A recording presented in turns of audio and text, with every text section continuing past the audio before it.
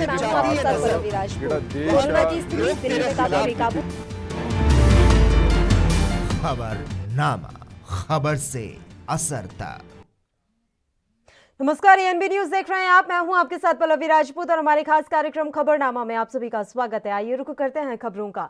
Petrol diesel को GST के दायरे में लाने से आम लोगों को ऊंची कीमतों से राहत मिल सकती है। जीएसटी से पेट्रोल घटकर 75 रुपए प्रति लीटर तक आ सकता है, जबकि डीजल की कीमत कम होकर 67 रुपए प्रति लीटर तक आ सकती है।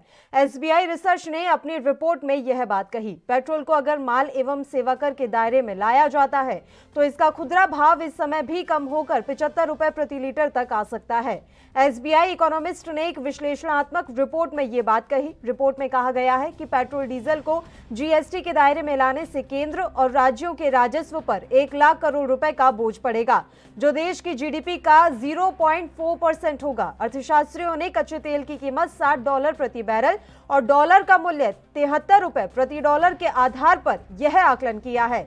मौजूदा समय में केंद्र और राज्य पेट्रोल डीजल पर अलग अलग शुल्क वसूलते हैं। देश के कई शहरों में पेट्रोल की कीमत 100 रुपए प्रति लीटर के पार पहुंच गई है। केंद्र और राज्य स्तरीय करों और कर पर कर के भारत से पेट्रोलियम पदार्थों के दाम दुनिया में सबसे उच्च स्तर पर बने हुए हैं। जीएसटी मिलाने पर डीजल का दाम भी कम होकर 67 रुपए प्रति लीटर पर आ सकता है। ऐसा होने से केंद्र और राज्य सरकारों को केवल 1 लाख करोड़ रुपए के राजस्व का नुकसान होगा, जो कि जीडीपी का 0.4% है। उधर petrol, diesel, LPG, CNG, PNG की बढ़ती कीमतों ने आम आदमी के घर का बजट पहले से ही बिगाड़ रखा है। अब भारतीय रेलवे ने प्लेटफॉर्म टिकट भी महंगा कर दिया है। राजधानी दिल्ली के अलग अलग रेलवे स्टेशन पर आज से प्लेटफॉर्म टिकट महंगा कर दिया गया है।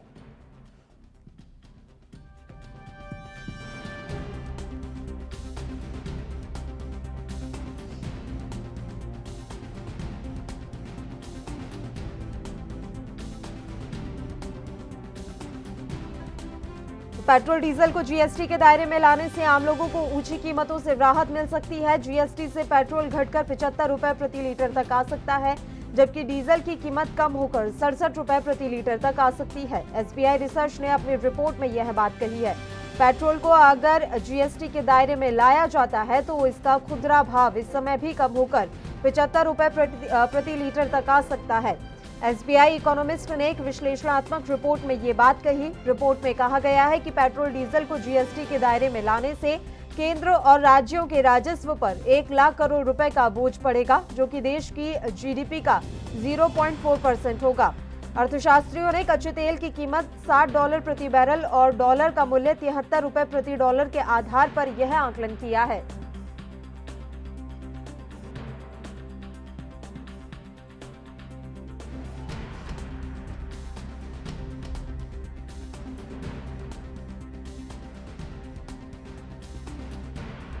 पेट्रोल और डीजल को जीएसटी के दायरे में लाने की लगातार बात कही जा रही है। आपको बता दें कि इससे पहले एनसीपी नेता नवाब मलिक भी ये बात कह चुके हैं कि सरकार को ये प्रस्ताव लेकर आना चाहिए और पेट्रोल डीजल को जीएसटी के दायरे में लाना चाहिए ताकि आम जनता को राहत मिल सके। लगातार ये बात कही जा रही है कि जीएसटी के दायरे में अगर पेट्रोल डीजल के दाम आ जाएंगे तो कीमतों में गिरावट हो सकती है। हालांकि सरकार को राजस्व का नुकसान होगा, लेकिन यह आकलन काफी कम किया गया है। इतना नुकसान सरकार को नहीं झेलना पड़ेगा फिलहाल, जितनी परेशानी आम जनता को हो रही है।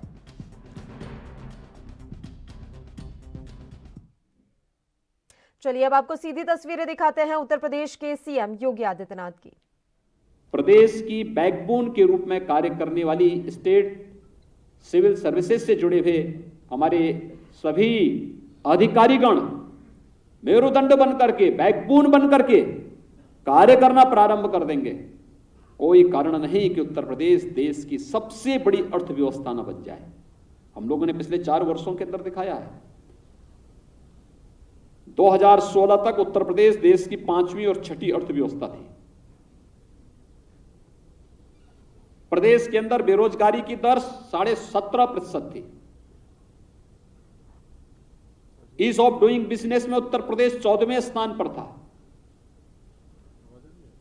और पिछले 4 वर्ष के दौरान जो टीम वर्क हुआ है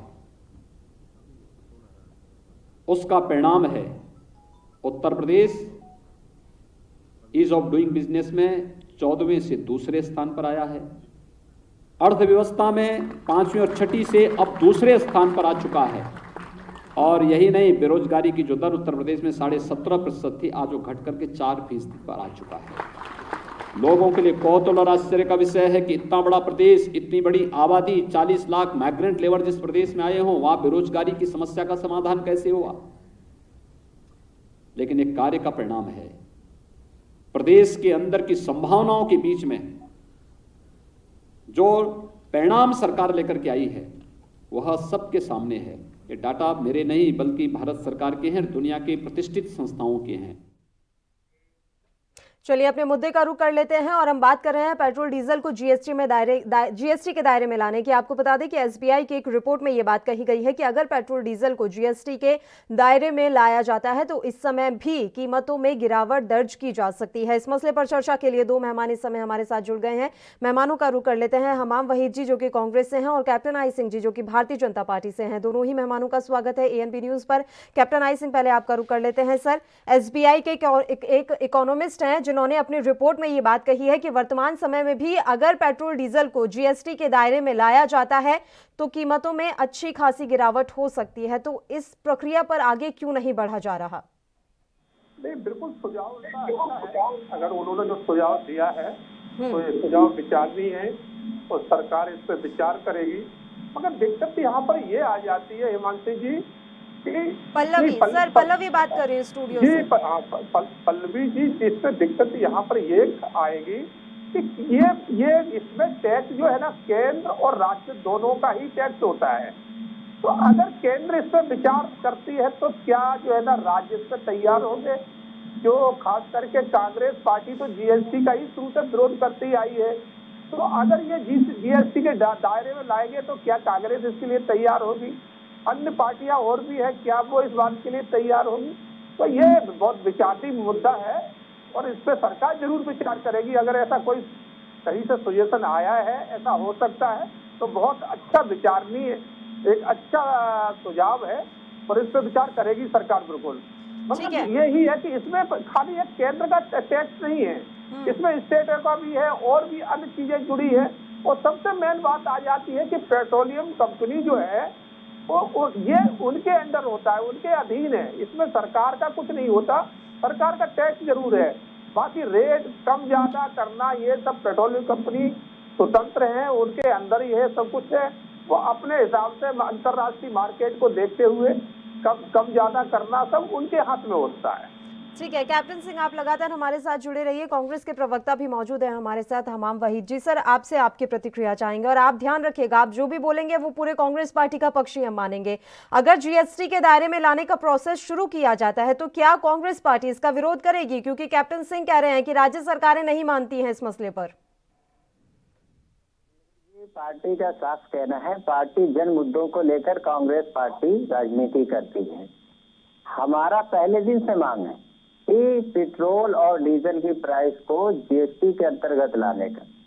और मान्यवर अभी भाजपा प्रवक्ता महोदय जी जो बात कर रहे थे कि जीएसटी का विरोध कांग्रेस पार्टी करती चली आई है। हम जिस जीएसटी की बात कर रहे थे वो जीएसटी दूसरी है। आपने एक ऐसी जीएसटी लागू की जिसमें 20 मरतबा अमेंडमेंट हो चुका है। ऐसा क्यों होता है पल्लवी जी? जो भी कानून आप पारित करते हैं उसमें अमेंडमेंट की जरूरत होती है।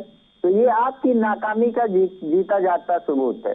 आपने किसानों के हित के लिए कानून लाया, किसानों को कहीं से दूर दूर उनका हित नहीं दिख रहा है, बल्कि किसान के अधिकार को छीनने का उसमें बात है। अब आपके मंत्री नरेंद्र सिंह तोमर जी कहते हैं उसमें अमेंडमेंट की जरूरत है और सरकार अमेंडमेंट के लिए पेट्रोल डीजल पर आ जाइए वहीद साहब, पेट्रोल डीजल पर आ जाइए। अभी किसान आंदोलन के मसले पर चर्चा नहीं हो रही है।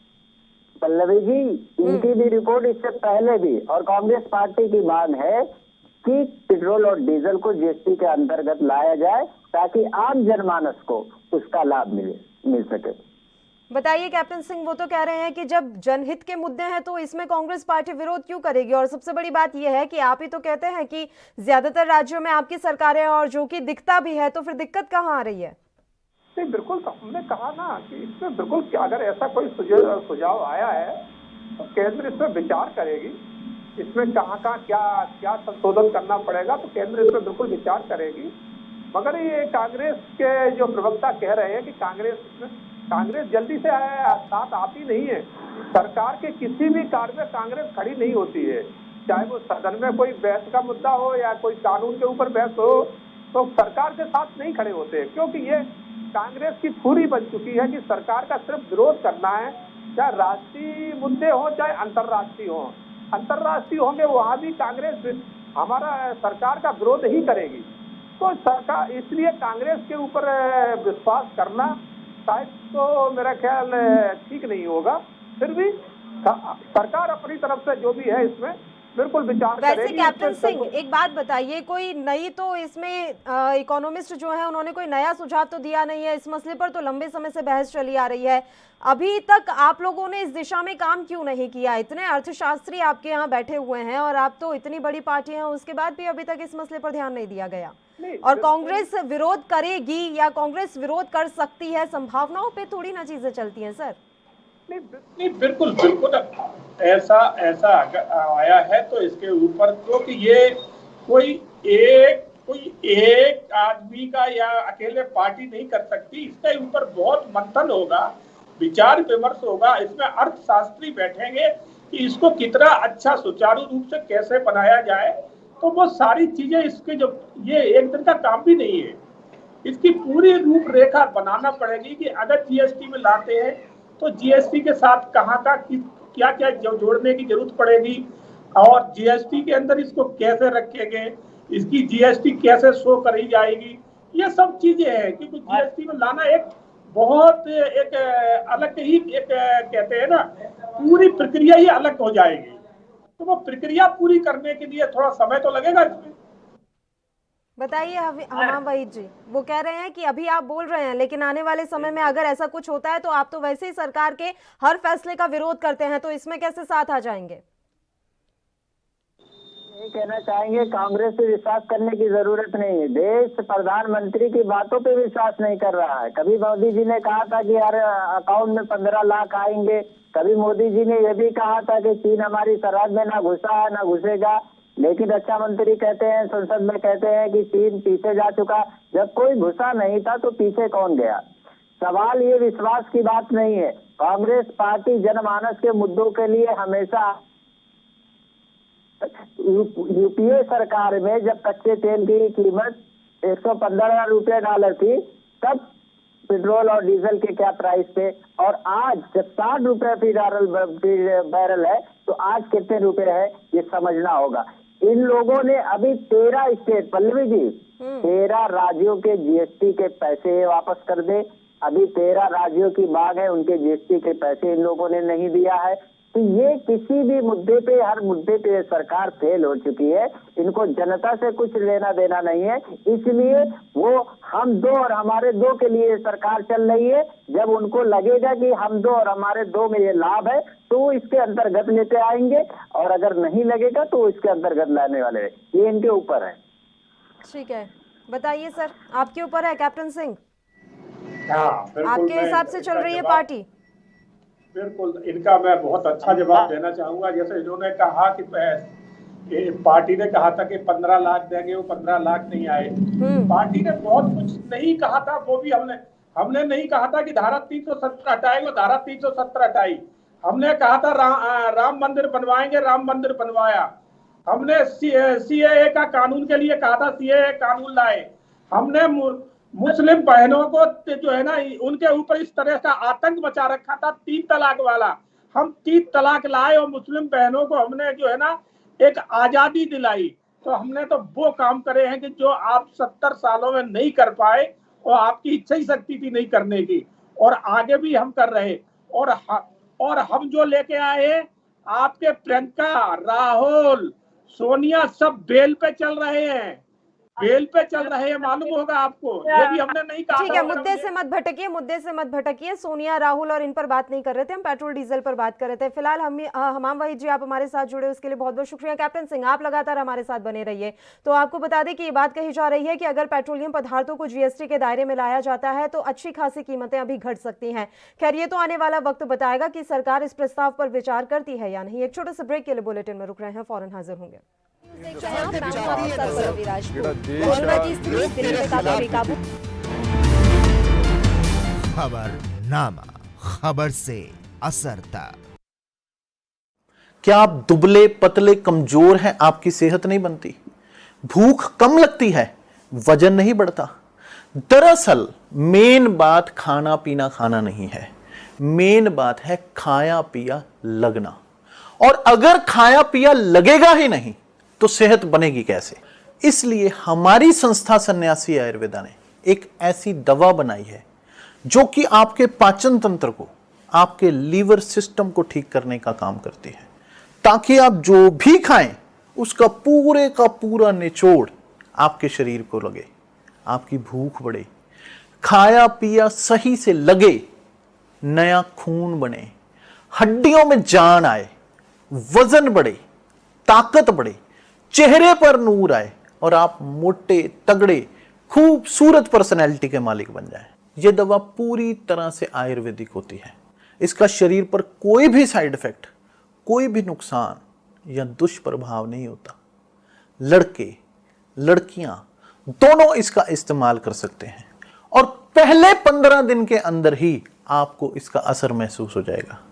सिर्फ 650 रुपए की पूरे 1 महीने की दवा होती है और आप इसे घर बैठे 01145454545 पर फोन करके दवा मंगवा सकते हैं।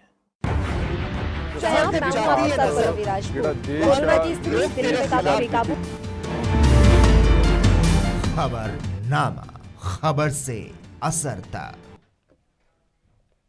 ब्रेक के बाद एक बार फिर से आप सभी का स्वागत है। बढ़ते हैं अगली खबर की ओर। पश्चिम बंगाल में जैसे जैसे चुनाव नजदीक आ रहे हैं, वैसे वैसे नेताओं के सियासी दल बदलने का सिलसिला और भी ज्यादा तेज हो गया है। ममता बनर्जी की पार्टी तृणमूल कांग्रेस आज बंगाल चुनाव के लिए उम्मीदवारों की लिस्ट जारी कर चुकी है। इससे पहले खबर आई है कि सीएम ममता को उनकी ही पार्टी के नेताओं से झटका लग सकता है। जानकारी के मुताबिक ममता बनर्जी की पार्टी में बड़ी फूट के आसार हैं। सूत्रों के मुताबिक टीएमसी के 10 विधायक और 3 सांसद बीजेपी के संपर्क में हैं। अगले कुछ दिनों में बीजेपी इन सभी नेताओं के बैकग्राउंड चेक कर इन्हें पार्टी में शामिल करवा सकती है।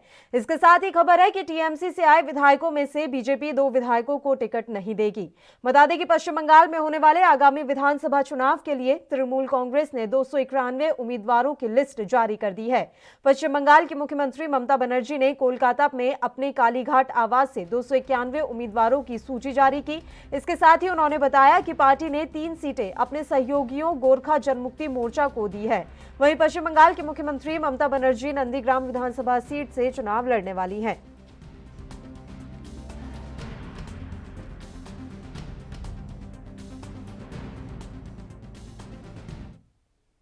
इस मसले पर चर्चा की शुरुआत कर लेते हैं। भारतीय जनता पार्टी से कैप्टन आई सिंह लगातार हमारे साथ लाइव जुड़े हुए हैं। उनके अलावा टीएमसी से सुमित मेहरोत्रा जी भी इस समय फोन लाइन पर हमारे साथ जुड़ गए हैं। सुमित जी, पहले आपका रुख कर लेते हैं। सर, सूत्रों के हवाले से बड़ी जानकारी मिल रही है। ऐसा कहा जा रहा है कि टीएमसी के 10 विधायक और 3 सांसद अभी भी बीजेपी के संपर्क में है। क्या आने वाले समय में टीएमसी में और बड़ी टूट के आसार हैं? सुमित जी।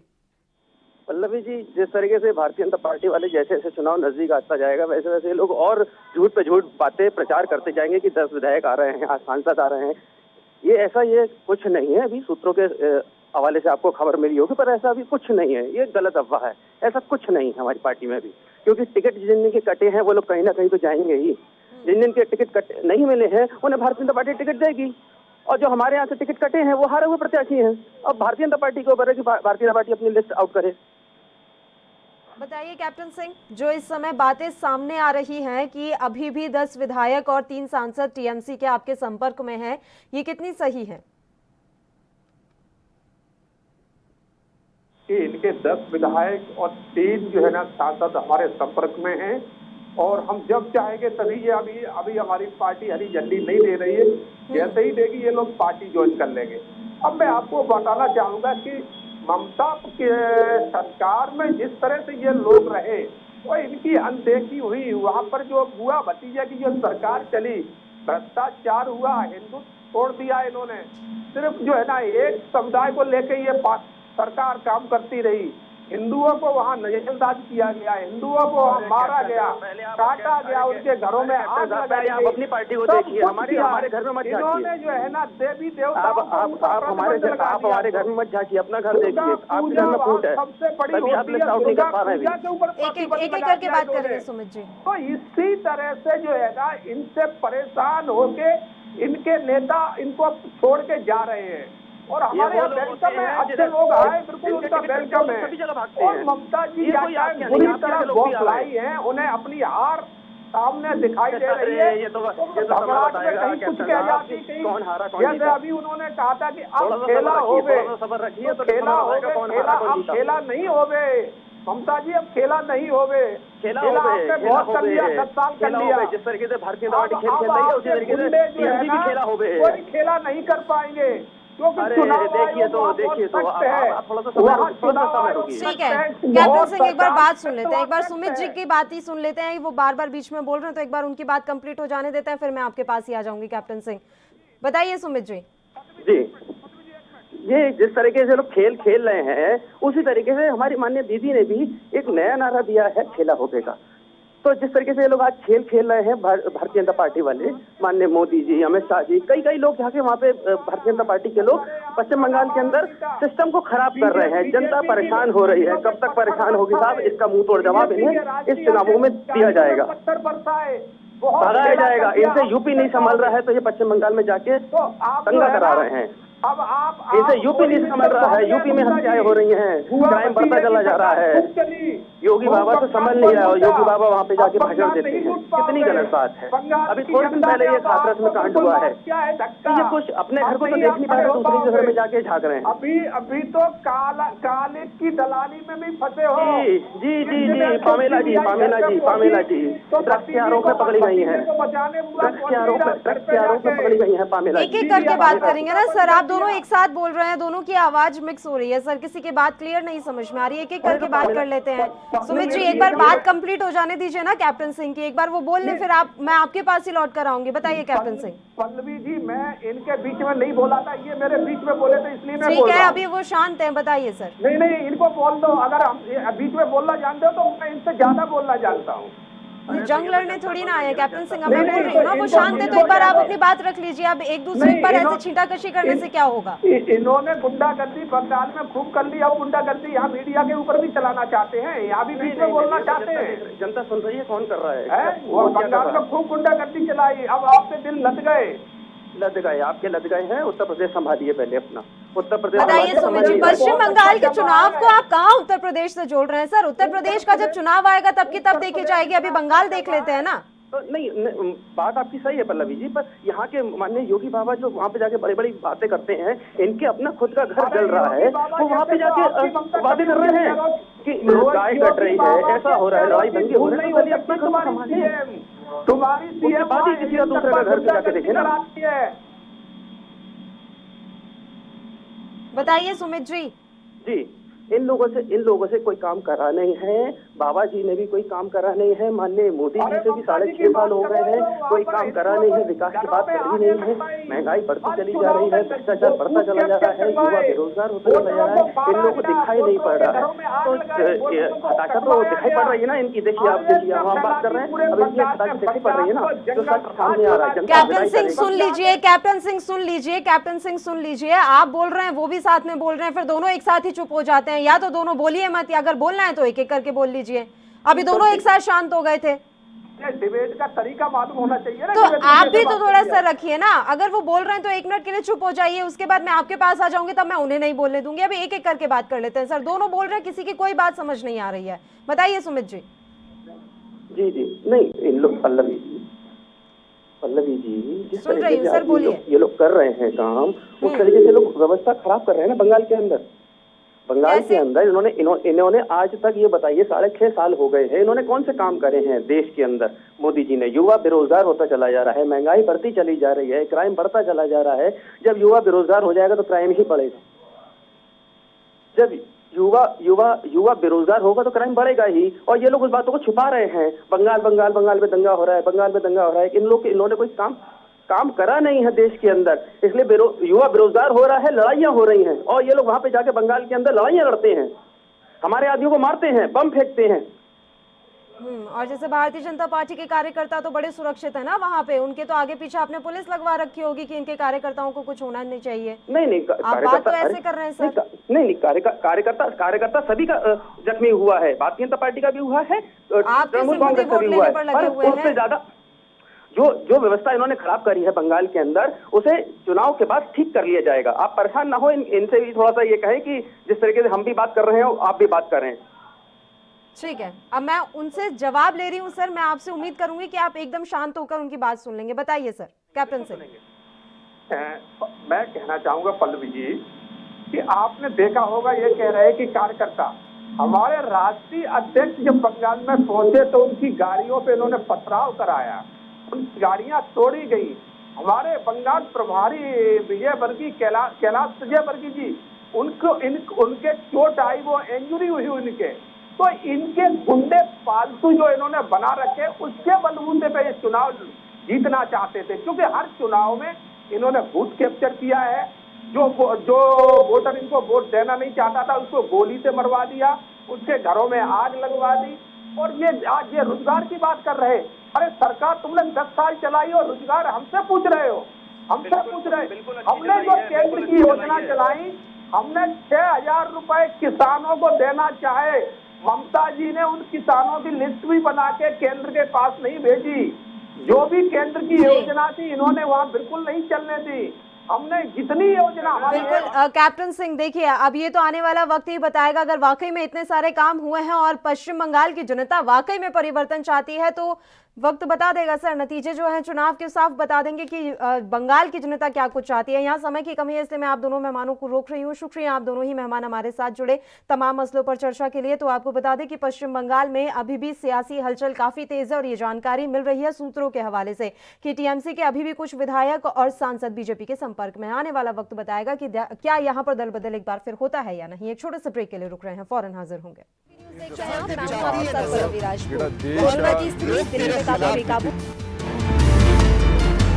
खबरनामा, खबर से असर तक।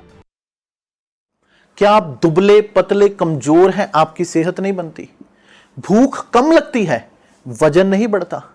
दरअसल मेन बात खाना पीना खाना नहीं है, मेन बात है खाया पिया लगना। और अगर खाया पिया लगेगा ही नहीं तो सेहत बनेगी कैसे? इसलिए हमारी संस्था सन्यासी आयुर्वेदा ने एक ऐसी दवा बनाई है जो कि आपके पाचन तंत्र को, आपके लीवर सिस्टम को ठीक करने का काम करती है, ताकि आप जो भी खाएं उसका पूरे का पूरा निचोड़ आपके शरीर को लगे, आपकी भूख बढ़े, खाया पिया सही से लगे, नया खून बने, हड्डियों में जान आए, वजन बढ़े, ताकत बढ़े, चेहरे पर नूर आए और आप मोटे तगड़े खूबसूरत पर्सनैलिटी के मालिक बन जाएं। यह दवा पूरी तरह से आयुर्वेदिक होती है। इसका शरीर पर कोई भी साइड इफेक्ट, कोई भी नुकसान या दुष्प्रभाव नहीं होता। लड़के लड़कियां दोनों इसका इस्तेमाल कर सकते हैं और पहले 15 दिन के अंदर ही आपको इसका असर महसूस हो जाएगा। सिर्फ 650 रुपए की पूरे 1 महीने की दवा होती है और आप इसे घर बैठे 01145454545 पर फोन करके दवा मंगवा सकते हैं।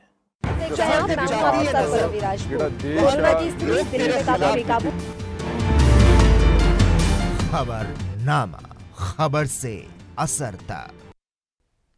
ब्रेक के बाद एक बार फिर से आप सभी का स्वागत है। बढ़ते हैं अगली खबर की ओर। भारत और अमेरिका के साथ तनाव के बीच चीन ने अपना रक्षा बजट बढ़ा दिया है। ड्रैगन ने साल 2021 के लिए रक्षा बजट में 6.5% का इजाफा किया है। इसके साथ ही अब उसका आधिकारिक रक्षा बजट $209 अरब का हो गया है। बजट की बढ़ोतरी की घोषणा चीन के प्रधानमंत्री ने देश की संसद नेशनल पीपुल्स कांग्रेस में की। बता दें कि चीन ने यह कदम ऐसे समय में उठाया है जब पूरी दुनिया कोरोना महामारी से जूझ रही है। इस संकट काल में भी वह LAC से लेकर दक्षिण चीन सागर में दादागिरी दिखा रहा है। रक्षा बजट में वृद्धि का बचाव करते हुए एनपीसी के प्रवक्ता ने यहां मीडिया से कहा कि चीन की कोशिश राष्ट्रीय रक्षा को मजबूत करने की है, किसी भी देश को निशाना बनाने या खतरा उत्पन्न करने की नहीं है। कोई देश दूसरों के लिए खतरा बनता है, यह इस बात पर निर्भर करता है कि वह किस प्रकार की रक्षा नीति अपनाता है। उन्होंने कहा कि चीन शांतिपूर्ण विकास के मार्ग के लिए प्रतिबद्ध है और प्रकृति रक्षात्मक रक्षा नीति का पालन करता है। तो ये तमाम बातें कही गई हैं चीन के द्वारा, लेकिन ये देखने और समझने वाली बात है कि इतने बड़े संकट काल में भी आखिर रक्षा बजट ड्रैगन की तरफ से क्यों बढ़ाया गया है। चीन का रक्षा बजट पहली बार $200 अरब के पार पहुंच गया है। चीन ने शुक्रवार को वर्ष 2021 के लिए अपना रक्षा बजट 6.5% बढ़ाकर $209 अरब कर दिया है।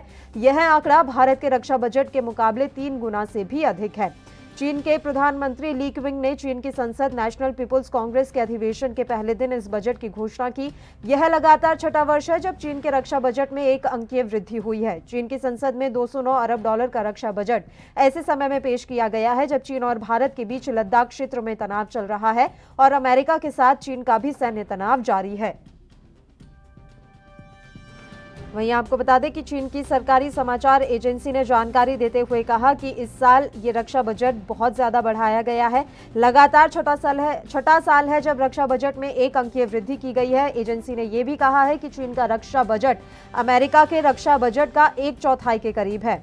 अमेरिका का रक्षा बजट 2021 के लिए $740 अरब रखा गया है। वहीं भारत के रक्षा बजट के मुकाबले चीन का बजट 3 गुना से भी अधिक है।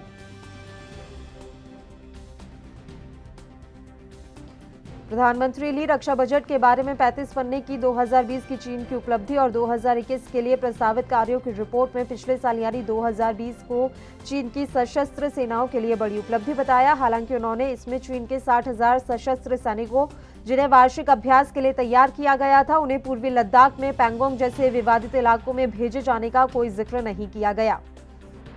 इसके बाद भारत को भी चीन की पीपुल्स लिबरेशन आर्मी के मुकाबले अपने सैनिकों को वहां तैनात करना पड़ा। दोनों देशों की सेनाओं के बीच करीब 8 माह तक तनातनी बनी रही। हमारे साथ रक्षा विशेषज्ञ प्रफुल्ल बख्शी जी इस समय लाइव जुड़ गए हैं इसी मसले पर चर्चा के लिए। सर, स्वागत है आपका एएनबी न्यूज पर और मैं आपसे प्रतिक्रिया चाहूंगी। सर, चीन ने अपना रक्षा बजट बढ़ाया है, वो भी भारत के लगभग 3 गुना उनका ये बजट है। इस पर आप क्या कुछ कहेंगे और इसे किस तरीके से आप देख रहे हैं? सर देखिए, मैं चीन को उंगली नहीं उठाऊंगा। चीन की रिक्वायरमेंट ज्यादा है जी, उसके ऊपर थ्रेट्स ज्यादा हैं। चाहे गलती उसकी हो या ना हो दूसरी बात है। ये आपका एको आ रहा है, जरा उसको ठीक करवाए। ठीक है सर, एक बार आवाज ठीक करवा देते हैं, बताइए। उसकी गलती हो ना हो, पर आप ये बताइए आपका बजट 1950 से कम क्यों है? 1.9 ऑफ द जीडीपी। जब इतनी रिक्वायरमेंट हो रही है, भारत अपना बजट क्यों कम करता जा रहा है? पाकिस्तान का जीडीपी का परसेंटेज देखिए, चाइना का देखिए, किसी भी कंट्री का देखिए, हमें क्या प्रॉब्लम है और हम कम करते जा रहे हैं। ये हमारे को सीरियस होना पड़ेगा इस बात पे।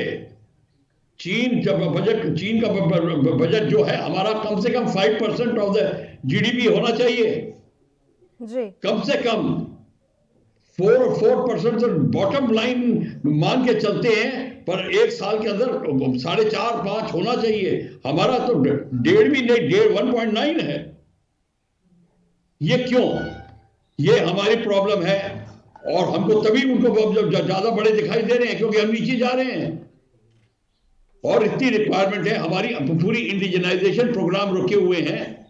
हम सारा का सारा इंपोर्ट कर रहे हैं और ऑब्वियसली उसके बावजूद हम इंपोर्ट कर रहे हैं, उसके बावजूद हमारे को बजट नहीं मिल रहा और चाइना एक्सपोर्ट कर रहा है। तभी सारी दुनिया में उसकी फॉरेन पॉलिसी इतनी तगड़ी है, तभी वो हावी हुआ है सबके ऊपर। देखिए, आपकी फॉरेन पॉलिसी तब तगड़ी होगी जब आपकी फौजी शक्ति तगड़ी होगी। आपकी फौजी शक्ति तब तगड़ी होगी जब आप उसमें पैसा लगाएंगे। आपकी इंडस्ट्री नहीं है, आपकी इंडिजनाइज इंडस्ट्री नहीं है, बाहर की इंडस्ट्री से हेल्प ले रहे हैं हम। वो अब हमने एलसीए वगैरह बनाने शुरू करिए हैं, अब स्टार्ट हुआ है सब।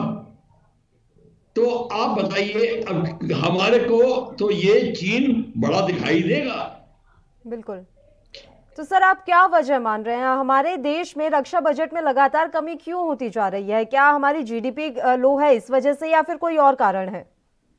हमारी जीडीपी इतनी लो नहीं है जी पर हमारे को जीडीपी का परसेंटेज चाहिए जी। चाइना की जीडीपी बहुत हाई है, उसके बावजूद उसका परसेंटेज 5 से भी ज्यादा है, 5% से भी ज्यादा है। मतलब ये है कि वो अपनी जीडीपी का एक हिस्सा लगा रहे हैं, हम तो अपनी जीडीपी का हिस्सा ही नहीं लगा रहे। कम से कम 5% तो लगाएं। मतलब हमारी प्रायोरिटीज क्लियर नहीं है, क्योंकि हमें झटके नहीं लगे हैं। जब झटके लगेंगे तब बात होगी। और क्वेश्चन ये 62 में झटके लगे थे, हमारे को इतनी समझ नहीं थी, हमारी डॉक्ट्रिन्स नहीं लिखी थी, पॉलिसी नहीं थी कि आप सोते रह गए, सोचते रह गए क्या करें क्या ना करें। और चाइना देखो सारा का सारा बाजी मार गया, पूरी की पूरी उसने बॉर्डर के ऊपर 4000 किलोमीटर के ऊपर ले से लेके अरुणाचल के ईस्ट तक पूरी roads, railway lines, railway junctions, airfields, radar stations, missile bases, सब कुछ बना डाला। आपने क्या किया? ये प्रॉब्लम है हमारे को। हमको चाइना को ब्लेम करना छोड़ देना चाहिए, पहले अपना घर सुधारें। ये प्रॉब्लम है हमारी सारी। बिल्कुल, प्रायोरिटी वाली जो आपने बात कही है सर, ये बिल्कुल सही है कि अभी हम इसी में कंफ्यूज हैं कि हमारी प्रायोरिटी क्या होनी चाहिए। एक अहम सवाल भी है सर जो मैं आपसे जानना चाहूंगी, मतलब भी समझना चाहूंगी कि ये कितना अहम है। पहली बार सेना के जवान टॉप कमांडर्स कॉन्फ्रेंस में शामिल होंगे, इसे आप किस तरीके से देख रहे हैं? देखिए ऐसा है, मैं आपको ये समझा दूं, हमारी फौज कोई पंचायत सिस्टम नहीं है। हमारी फौज कॉपी की हुई है हमने ब्रिटिश आर्मी से। ग्रेट ब्रिटेन में भी ऐसा नहीं होता, अमेरिका में भी ऐसा नहीं होता, फ्रांस में भी ऐसा नहीं होता, जिनको हम कॉपी करते हैं। आप क्या प्रूव करना चाहते हैं? देखिए, अगर आप अपनी फौज के लोगों को इन्वॉल्व करते हैं तो मेरी बात ध्यान से सुनिए। हर एक स्टेशन के ऊपर, बेस के ऊपर सारे एयरमैन, सोल्जर्स, सेलर्स के पॉइंट्स लेने चाहिए। लोकल कमांडर्स उसका प्रावधान निकालें, उनको आंसर करें। जो नहीं कर सकते उनको कमांड हेडक्वार्टर, एयर हेडक्वार्टर और आगे भेजें। और जो चुनिंदा क्वेश्चंस हैं उनको फिर कंपाइल करके कि ये हमारे मैन और एयरमैन और सेलर्स के क्वेश्चन हैं, उनको आगे बढ़ाएं और प्राइम मिनिस्टर को पेश करें, प्रेसिडेंट को पेश करें। ये तरीका है। और दूसरी बात, अगर आप उनको इन्वॉल्व भी करना चाहते हो उस मीटिंग में, तो आपको एक बहुत बड़ा हॉल लाना पड़ेगा। ये 60 लोगों का कॉन्फ्रेंस हॉल नहीं चलेगा। और आप बिठाइए और उनका बेशक सुनने दीजिए जो हो रहा है, उसमें कोई आपत्ति नहीं है, पर वो भाग नहीं ले सकते। उनको कोई डॉक्ट्रिन्स का नहीं पता, उनको प्लानिंग का नहीं पता। आप क्या वोट लेना की चाल चल रहे हैं? ये क्या आप पंचायत सिस्टम लगा रहे हैं? ये किसको प्लीज कर रहे हैं? कोई इंप्रेस नहीं हो रहे हम। ये सिर्फ जो ठाकुर स्वाति बोलना चाहते हैं, जो बॉस इसको प्लीज करना चाहते हैं, वो टीवी पे आके इसको प्रशंसा कर रहे हैं। जिनमें दम नहीं है सच बोलने का, वो कह रहे हैं, मैं नहीं कहता। तो क्या सोचकर ये फैसला लिया गया है सर? क्या सोचकर प्रधानमंत्री ने ये घोषणा की? क्या इसके पीछे क्या मोटिव रहा होगा? इसका देखिए, उनको एडवाइस किया गया है जी। प्रधानमंत्री के पास इतना समय नहीं होता कि इन छोटी छोटी चीजों के ऊपर करें। ये उनके ऊपर पॉइंट पुटअप किया जाता है। ये इसलिए पुटअप किया गया है कि फौज को एक किस्म से उसकी स्टेटस को लोअर और करते जाएं और दुनिया को दिखाएं कि देखिए इनके फौजी अफसर को, कमांडर कुछ सुनते नहीं है, हमको जवानों से बात करनी पड़ती है। ये ब्यूरोक्रेसी का सारी चाल है जो मोदी साहब के मन में डाली गई है। ये ऐसी इतनी आसान चीज नहीं है। ये एक फौज की छवि खराब हो रही है। दुनिया हंस रही है कि आप कैसे कमांडर्स कॉन्फ्रेंस में इनको, आप बच्चों को भी हम पार्लियामेंट में ले जाते हैं, उनको दिखाते हैं। अगर वैसी बात है आप दिखाइए, चुनिंदा एयरमैन को, वारंट ऑफिसर्स को, सूबेदार मेजर्स को, पेटी ऑफिसर्स को बिठाइए और उनको दिखाइए कि ऐसे कमांडर्स कॉन्फ्रेंस होती है। पर वो भाग नहीं ले रहे, वो ऑब्जर्वर बन के जाएंगे। ये बात भूल जाइए। कल आप अपने बड़े बुजुर्ग घर के बैठे हैं जो प्लान कर रहे हैं और बच्चों को बिठा दें कि हाँ भाई आप क्या बोलते हैं। ये कभी हो सकता है? आपकी संस्कृति नहीं अलाउ करती। बिल्कुल। अपने बाप दादों के आगे आप खड़े रहते हैं। बोलते नहीं है, क्योंकि ये नहीं कि वो उनकी बहुत उम्र ज्यादा है, इसलिए कि उनका तजुर्बा ज्यादा है, एक्सपीरियंस ज्यादा है। वो कमांडर और कमांड एंड कंट्रोल ऐसे नहीं चलता। अगर कमांड एंड कंट्रोल ऐसे चलने लग जाए तो लड़ाई के मैदान में जब कमांडिंग ऑफिसर बोलेगा भाई हमला करना है कि नहीं, तो हाँ सब बैठ जाएंगे, हाँ डिसाइड करें, सब सिपाही बोलेंगे क्या करना चाहिए। कभी ऐसा होगा? क्या बात करते हैं आप लोग? बिल्कुल सर, ये अजीब तरीके के फैसले, और सबसे बड़ी बात जो आपने बात कही है कि हम लगातार रक्षा के क्षेत्र में पीछे जा रहे हैं, हमारा बजट घटता जा रहा है, ये बहुत ज्यादा चिंता का विषय है। चीन पर उंगली उठाने से पहले हमें खुद के घर पर देखना होगा कि हम क्या कर रहे हैं, हमारी क्या प्लानिंग है, हमारी क्या प्रायोरिटी है। सर, समय की कमी है इसलिए मैंने आपको रोका। बहुत बहुत शुक्रिया बख्शी साहब, आप हमारे साथ जुड़े तमाम चर्चा के लिए। तो आपको बता दें कि चीन ने अपना रक्षा बजट बढ़ा दिया है और इसके बाद चौतरफा इसी के बारे में चर्चा हो रही है, क्योंकि कोरोना जैसे संकट काल के बीच जब अमेरिका और भारत के साथ चीन का विवाद चल रहा है, उस बीच ये रक्षा बजट बढ़ाया गया है, तो कई सवाल खड़े हो रहे हैं और हर जगह इसी की चर्चा हो रही है। इसी के साथ खबरनामा में फिलहाल के लिए इतना ही। मुझे दीजिए इजाजत। देश प्रदेश की तमाम ताजा और अहम खबरों के लिए आप बने रहिए हमारे साथ। नमस्कार।